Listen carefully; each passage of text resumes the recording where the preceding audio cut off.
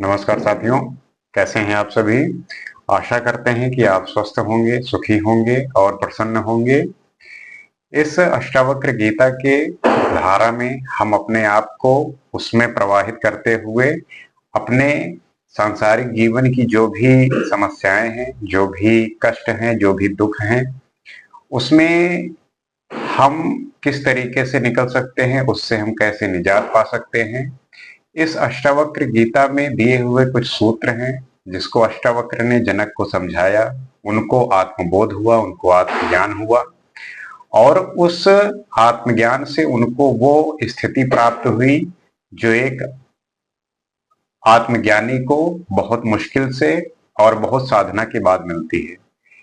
अब इस सांसारिक दुनिया में अगर हम इस स्थिति को समझने का प्रयास करें तो ये काफी प्रयत्न के बाद मिल सकता है, काफी मुश्किलों के बाद मिल सकता है। लेकिन अगर हम इसमें थोड़ा ध्यानस्थ होकर, थोड़ा समझदारी से, विवेक से काम लेंगे तो जो भी इतनी सारी आपके अंदर भ्रम रहता है, दुविधा होती है अपने डिसीजन को लेके, निर्णयों को लेके, उसमें हम उनको ठीक करने में, उनको सुविधाजनक पूर्वक बनाकर इस संसारिक जीवन में अपने आप को ढालते हुए चुनौतीपूर्ण जीवन जो है उसको सुखद और सुगम बनाने के लिए इसमें कुछ सूत्र हैं, वही हम समझने का प्रयास करते हैं और जानते हैं कि कैसे उन सब बातों को सीखकर हम अपनी सारी चिंताओं को और सारी कष्टों को दूर करने का प्रयास कर सकते हैं। तो आइए देखते हैं। उदेति भवतो विश्वम वारिधेर्यु बुबुद्धा ईत ज्ञात्वेक आत्मान मेव मेव लयम ब्रज। तुझसे ही संसार उत्पन्न होता है, बिल्कुल उसी तरह जैसे समुद्र से बुलबुले तरंगे इत्यादि। इस प्रकार आत्मा को एक जानकर तू परम शांति को प्राप्त हो। महर्षि अष्टावक्र मुक्ति मोक्ष का उपाय बतलाते हुए कहते हैं कि यह आत्मा समुद्र के सदृश है और ये जगत उस समुद्र में उठे बुलबुले की तरह है। अतः यह जगत तुझे आत्मा से अलग नहीं है। अतः ये जगत आत्मा से अलग नहीं है। ये आत्मा एक समुद्र के समान है और ये जो संसार है ये मात्र उसमें उठा हुआ बुलबुला और लहरें और तरंगे हैं। तो इस संसार को उससे भिन्न मत मान, ये उसी का है, ये उसी में समाहित हो जाएगा। संपूर्ण संसार एक है। इस तरह तू आत्मा के एकत्व को जानकर मोक्ष को प्राप्त हो जा।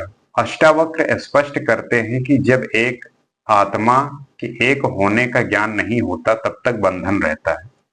जब तक आपको इसका बोध नहीं होता, जब तक आप इस बात को नहीं समझते, तभी तक ये आपके बंधन का कारण होता है। एवं एव इन शब्दों द्वारा बल दिया गया कि वह एक ही है, यानी निसंदेह ऐसा ही है, इससे भिन्न नहीं है।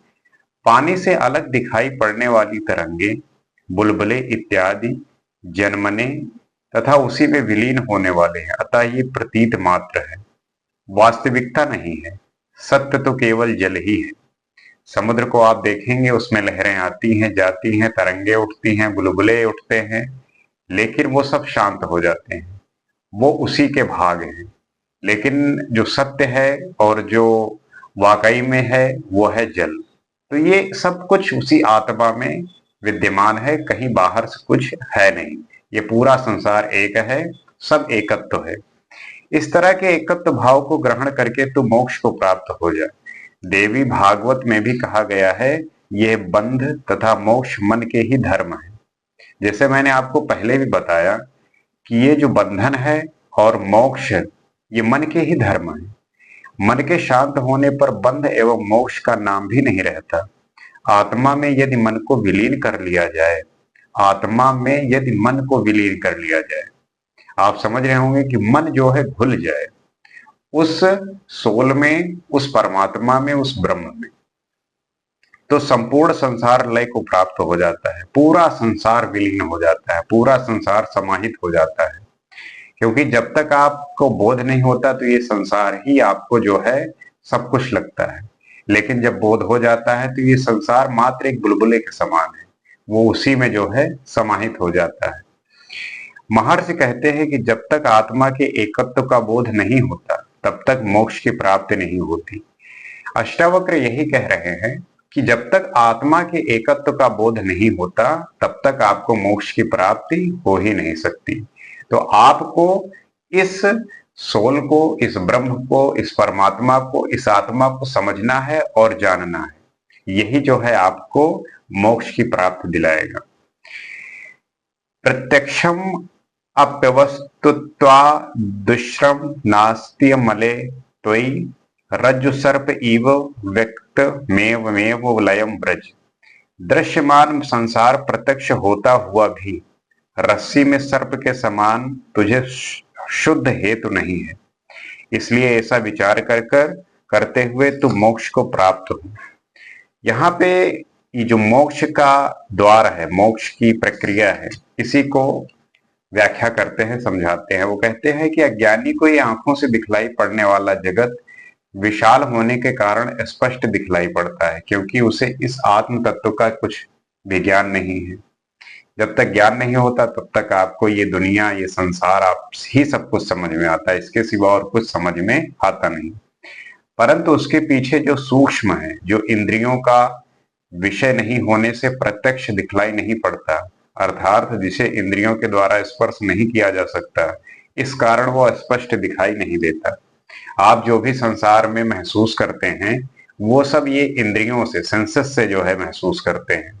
आपको कुछ खाना हुआ तो आप स्वाद लेंगे, आपको देखना हुआ आपके पास आंख है, आपको सूंघना हुआ आपके पास नाक है, कुछ स्पर्श करना हुआ त्वचा है आपके पास। तो इस सांसारिक विषय वस्तु जो है वो आप इंद्रियों से महसूस करते हैं, इसलिए आपको ये समझ में आता है, जान पड़ता है। लेकिन सोल जो है उसे ना आप इंद्रियों से महसूस ही नहीं कर सकते, आप उससे टच ही नहीं कर सकते, ना देख सकते हैं, तो वो जो है आपको दिखलाई नहीं पड़ता। आत्मज्ञानी ही इस तत्व को जान पाने में समर्थ है। इसलिए अष्टावक्र कहते हैं कि यह दृश्यमान जगत स्पष्ट रूप से दिखाई देता हुआ भी रज्जु में सर्प की भांति तुझ शुद्ध चैतन्य आत्मज्ञानी हेतु सत्य नहीं है। ये उसी प्रकार है कि जो ज्ञानी होता है वही समझ पाता है, वही जान पाता है। जैसे कि एक रस्सी है, अंधेरे में पड़ी हुई है, तो भ्रम रहता है कि कहीं ये सांप तो नहीं है। तो जब तक ये भ्रम रहेगा तब तक आप डरे रहेंगे, तब तक आप जो है चिंता में रहेंगे, क्योंकि तेरे लिए तो केवल एकमात्र ये आत्मा ही सत्य है। ऐसा विचार करते हुए तू मुक्ति का अनुभव कर, अर्थात मोक्ष को प्राप्त हो जा। आत्म तत्व में दृढ़ निष्ठा रखने वाला होना ही मुक्ति मोक्ष है।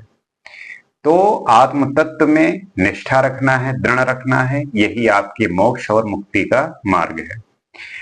सम दुख सुख पूर्ण आशा नराशयो समः सम जीवत मृत्यु शन्येवमेव लयम ब्रज।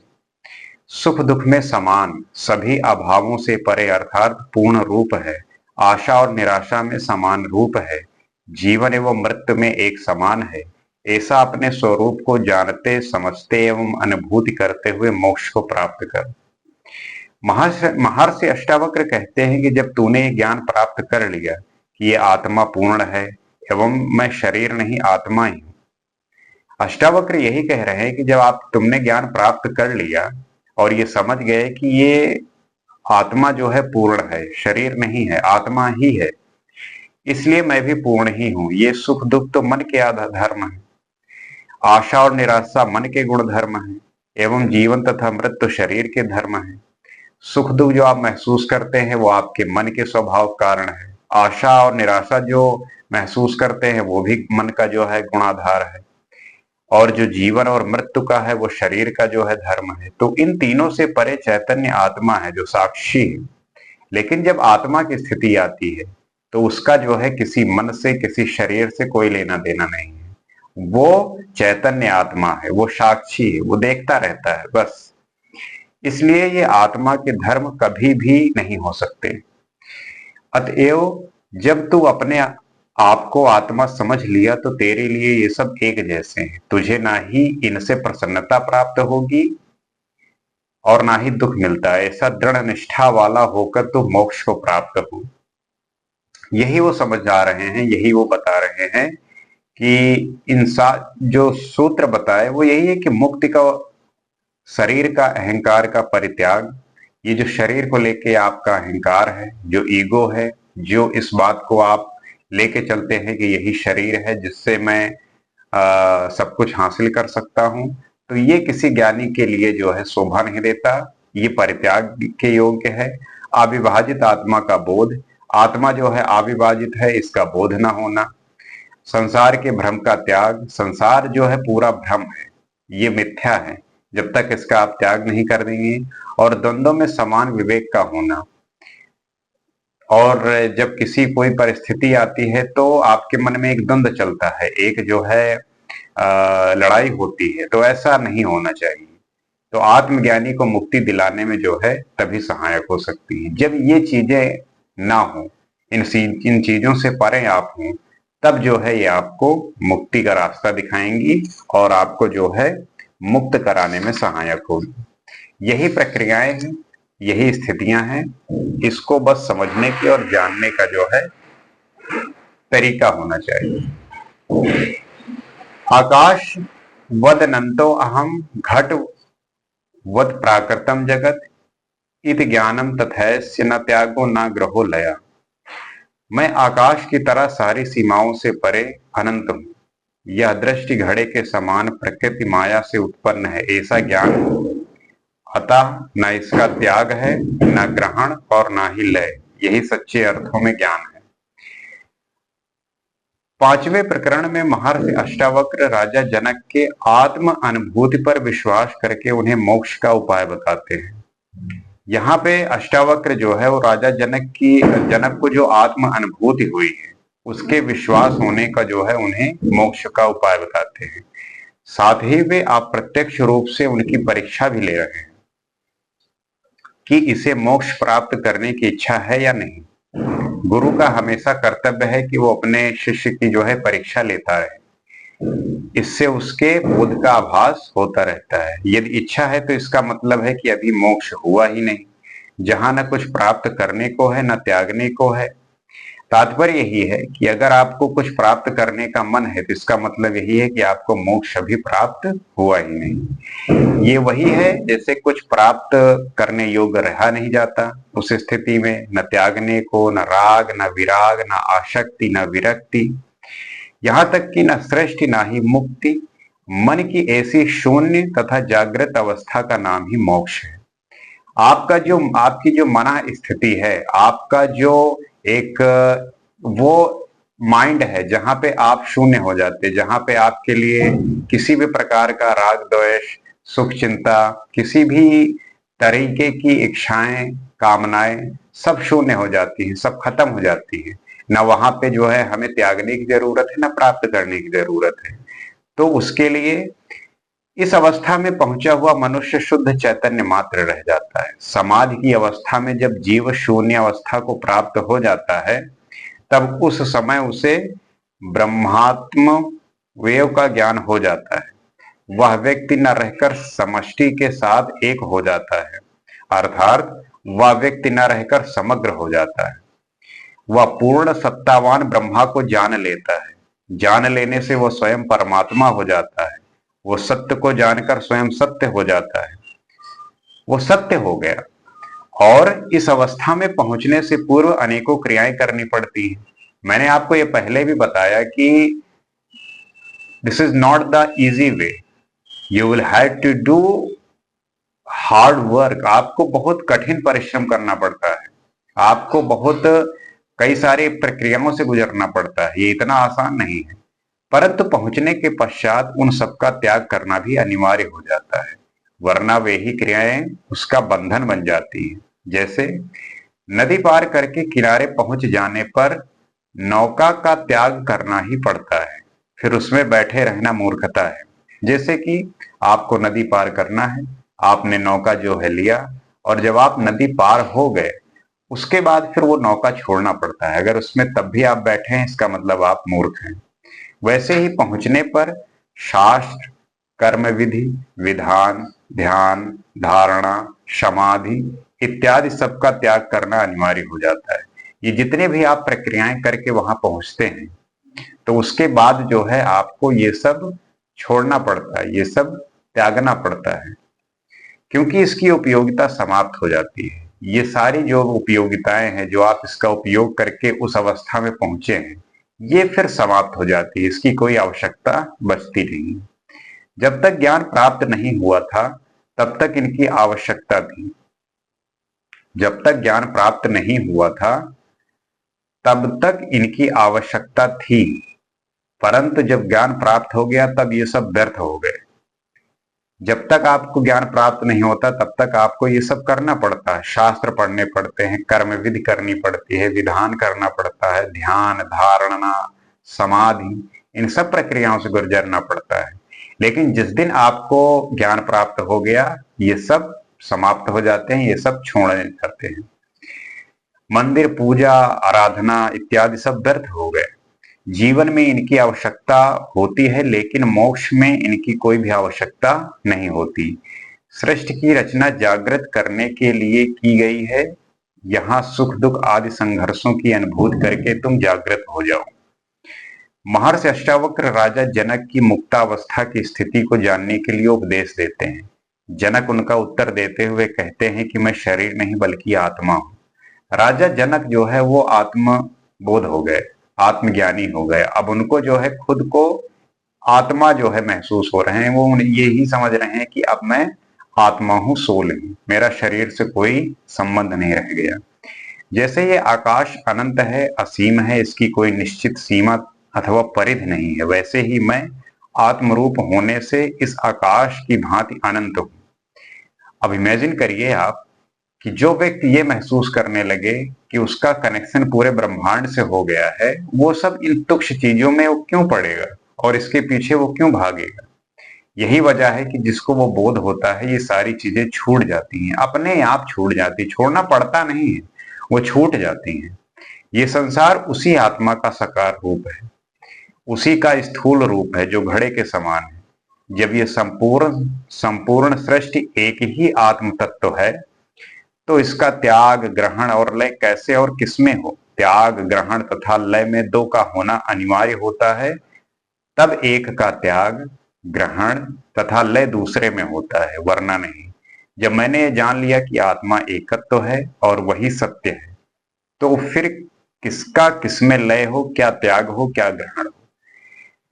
जब ये बात समझ में आ गई, सब कुछ एक है, तो किसका त्याग और किसका ग्रहण है, ये तो उसी का अंश है। तो समझने वाली बात है, बोध का ज्ञान है। जब वो मिलेगा तब ये सब चीजें अपने आप छूट जाती हैं, चूंकि हैं इसी की। तो वो विधियां जो आपने अपनाया, जो उपाय किए, वो सब अपने आप छोड़ जाते हैं, उसकी कोई आवश्यकता नहीं होती। तो इन सूत्रों से, इन नियमों से, बताए हुए अष्टावक्र के ज्ञान से मैं आपसे आशा करता हूं कि आप इन बातों से सीख रहे होंगे, और अगर इसको आप फॉलो किए तो मैं पूर्ण विश्वास दिलाता हूं कि आपके जीवन में परिवर्तन शुरू हो गया होगा। क्योंकि ये बोध ऐसी है कि इस बोध की धारा में चलते हुए हम अपने दोषों को समाप्त करते हुए उस ज्ञान, उस मुक्ति और वैराग्य की अवस्था में जाते हुए सांसारिक जीवन की जो भी विषय वस्तुएं हैं जो हमें इतना परेशान करती हैं आज के समय में, उनसे जो है मुक्ति मिल सकती है और छुटकारा प्राप्त हो सकता है। हमें इस तरीके से नहीं जीना कि सब कुछ छोड़ के पहाड़ में चले जाना है, जंगल में चले जाना है, नहीं। इसी सांसारिक जीवन में रहते हुए हर चीज को होश में और ध्यान से करते हुए बहुत बैलेंस, और जब ये बोध हो जाता है तो ये जो सारी चीजें हैं इसे छोड़ने की कोई आवश्यकता नहीं है। ये आपके स्वविवेक से जो है चीजें छूट जाएंगी, क्या सही है क्या गलत है इसका बोध अपने आप होता है। बस आपको ध्यान की जरूरत है, होश की जरूरत है। कारण यही है कि आप कर कुछ रहे होते हैं और कर कुछ और रहे होते हैं। तात्पर्य यह है कि आप बैठे हुए हैं, लेकिन आपका जो मन है वो कहीं और पे है। तो जिस स्थिति में आप हैं, जिस प्रक्रिया में आप हैं, उसी में आप रहिए, उसी को जिए, उसी को महसूस करिए। तभी जो है आपको उस बात का बोध होगा, और ये बोध आपके अभ्यास से होगा, आपके निरंतर साधना से होगा। तो इस प्रक्रिया को जानने में, समझने में लोगों के प्रश्न होते हैं, उनके बहुत कंफ्यूजन होते हैं। तो उनको इस बात से अवगत कराने के लिए, उनको ये बात पहुंचाने के लिए हमारी और आपकी भी जिम्मेदारी बनती है कि हम उन तक इन बातों को पहुंचाएं, ताकि उनके जीवन में भी जो एक भ्रम है, एक दुविधा है, वो मिट सके और उनके मिटने से ही हर कोई व्यक्ति खुशहाल और प्रसन्न होगा। यही मेरा उद्देश्य है और यही सभी का होना चाहिए कि अगर सब खुश होंगे तो एक देश की जो अपनी गरिमा है, एक प्रशंसा है, वो पूरे विश्व में दिखेगी और हम उसको महसूस कर सकेंगे। इसी आशा के साथ अगले एपिसोड में हम और कुछ जानेंगे और समझेंगे। आज के लिए इतना ही। नमस्कार।